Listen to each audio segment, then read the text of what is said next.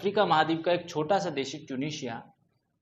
साल 2010, तारीख थी 18 दिसंबर। यहाँ पर इस दिन एक फल का व्यापारी मोहम्मद बouazizi जिसमें आत्मदाह कर लिया, और इस आत्मदाह के कारण समूचे अफ्रीका महाद्वीप के देशों जिसमें मिस्र, जॉर्डन, सूडान जैसे देश और इन जैसे कई देश जैसे कुवैत, इराक में अरब स्प्रिंग हुई, और इन देशों का अतीत और वर्तमान और भविष्य सब कुछ बदल गया। एक तारीख देशों के अतीत को, भविष्य को बदल देती है। ऐसी ही एक तारीख भारत के भविष्य को बदलने वाली साबित होगी 15 और 16 जून की दरमियानी रात। क्या हुआ था इस दिन? इस दिन भारत की गलवान घाटी में भारत और चीनी सैनिकों के बीच में एक हिंसक झड़प हुई, जिसमें भारत के तकरीबन 20 जवान शहीद हुए और वहीं चीन के भी 40 से अधिक जवान शहीद हुए। इस छोटी सी झड़प भारत के भविष्य को बदलने वाली साबित होगी। लेकिन हम आज की परिस्थिति देखते हैं। भारत और चीन के बीच में लगभग 7 लाख करोड़ का व्यापार होता है। किस प्रकार से?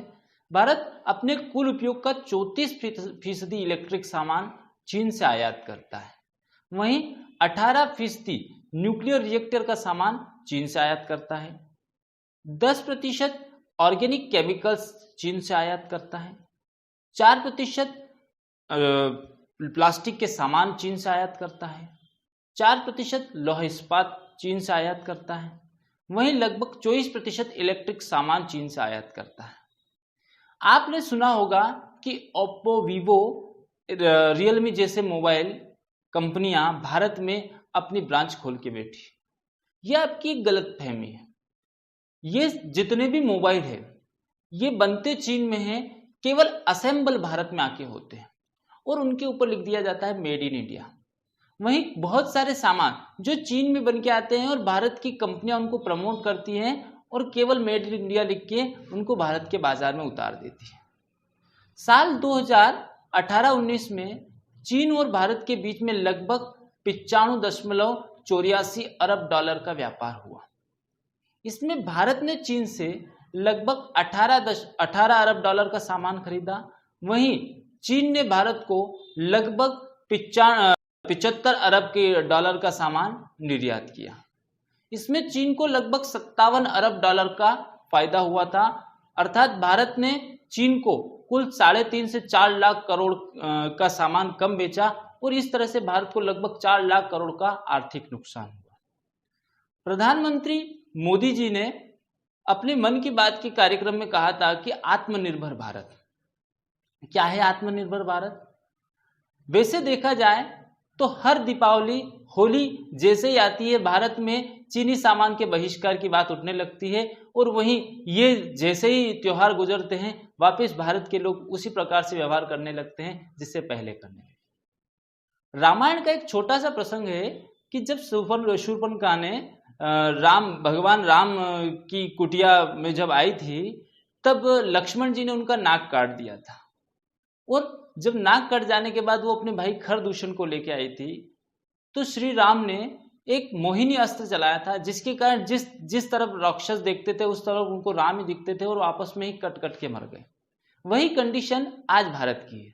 आप अपने बेडरूम में, किचन में अगर झांक के देखेंगे तो वहां पर पाए जाने वाले 80 से 90% सामान, यहाँ तक कि आपके जो शरीर पे कपड़े, मोबाइल और जितनी भी चीजें आप देखते हैं वो सारी की सारी 80 से 90% चाइना की होती है। इस तरह से चाइना हमारे घर में घुस चुका है कि अब हम उसको निकाल नहीं पा रहे।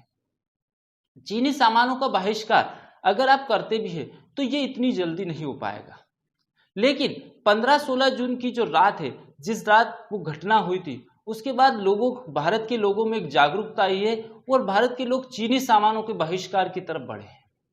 भारत के लोग अगर इसी प्रकार से बढ़ते रहे तो आने वाले 10 से 15 सालों में भारत चीन से आयात जो है वो बढ़ाएगा और निर्यात कम करेगा। एक छोटी सी घटना है, जब 1945 में अमेरिका ने जापान पर परमाणु बम का हमला किया था और जापान को तहस नहस कर दिया था, तब जापान के लोगों ने कहा था अपनी सरकार से कि हम भी बदला लेंगे, लेकिन उसकी सरकार ने बदला नहीं लिया। व्यापारिक युद्ध में कुछ ऐसी उतरी कि आज अमेरिका की संसद में जापान की टीवियां लगी हुई है। इस प्रकार से जापान ने अमेरिका से व्यापार बढ़ाया। बहुत सारे तरीके हैं जिस तरह से चीन को झुकाया जा सकता है। एक छोटी सी घटना है, जब 59 एप्लीकेशन चाइना की भारत ने बैन की, उसी छोटी सी घटना से चीन को अपने व्यापारिक युद्ध का परिणाम सामने आ गया। अगर चीन से भारत निर्यात बंद करता है तो चीन को केवल 3% का नुकसान होगा, वहीं भारत को लगभग 5% का नुकसान होगा। वहीं चीन से भारत आयात बंद करता है तो भारत को चीन को केवल और केवल 3% का नुकसान होगा, वहीं भारत को 14% का नुकसान होगा।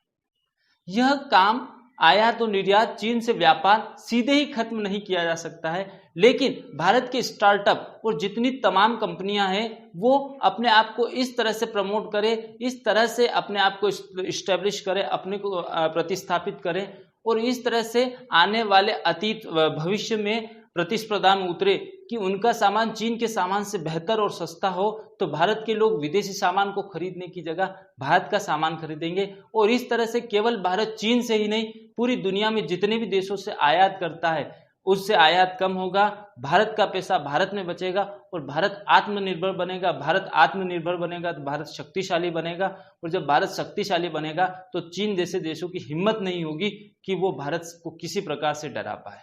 नमस्कार।